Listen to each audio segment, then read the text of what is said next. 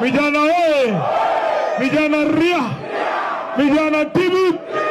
Vijana tialala! Kwanza kabisa, mimi ndio Sifuna. Asante DJ. Huyo ndio DJ wa baba ule tulikuwa tunakula na yeye tia gas. Anaelewa kazi, si ndio? DJ alipwe asilipwe. Asante sana. Asante DJ Spider. Nataka kama katibu mkuu wa chama cha ODM niseme hapa Kenya mzima, the county with the highest percentage of registered voters who are ODM members is not Siaya, is not Homa Bay, is not Migori, it is Busia, sindio? Na ndio kwa maana tulisema tukianza hii vuguvugu ya kulinda mwananchi tunaanzia Busia. Nataka mnipe amri kwa sababu nyinyi ndio wadosi wangu pale ODM. Nataka mnipe amri. Mahali nimeshikilia niendelee hapo ama nibadilike? Uko juu sikiba. Uko juu kwa nini nataka watu wa media. Uko juu. Uko kwa Busia kwa sikiba huko. Munasema hapo iko sawa? Hapo iko sawa? Mimi nataka niape mbele ya Mwenyezi Mungu na mbele yenu kama wadosi wangu, mahali nimeshikilia sibanduki, kwa sababu baba hakulea watu waoga. Baba alikuwa anasema kama ni kutuua watuue, lakini tutaenda tuongee ukweli kila siku. So ande sasa bahanjira bana wewe omundu mala Sifuna inahusiga kuhuma ya kweli, nyinyi mnaweza kushinda kunisika bwana. Kwa hivyo wale wanasema wataua Sifuna, watu wa Busia waambieni muko tayari, mnajua mpaka nyumbani, si ndio? Hatutatishwa na mtu yote.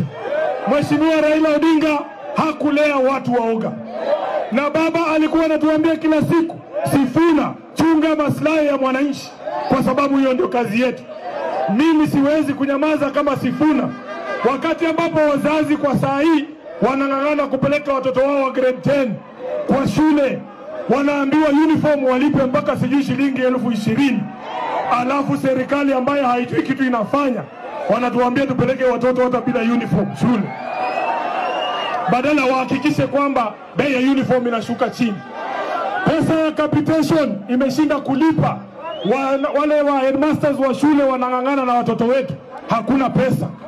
Wanakataa kulipa hata private universities pesa ya capitation.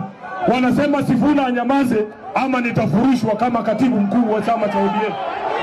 Haya, Busia, DJ tulia tu.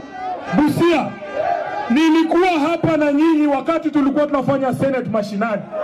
Nikakuja hapa kwa stadium, mkanituma niulize maswali fulani. Nikasema mliniambia hapa Busia hii mambo ya SHA haifanyi. Hospitali yenu iko hapa.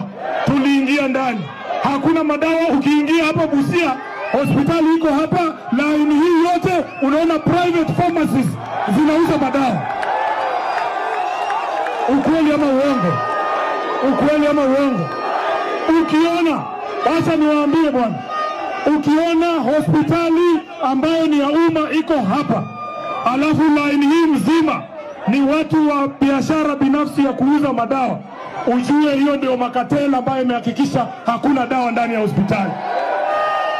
Mliniambia mochwari yenu hii ambayo iko hapa hawajatengeneza mpaka leo. Wametengeneza.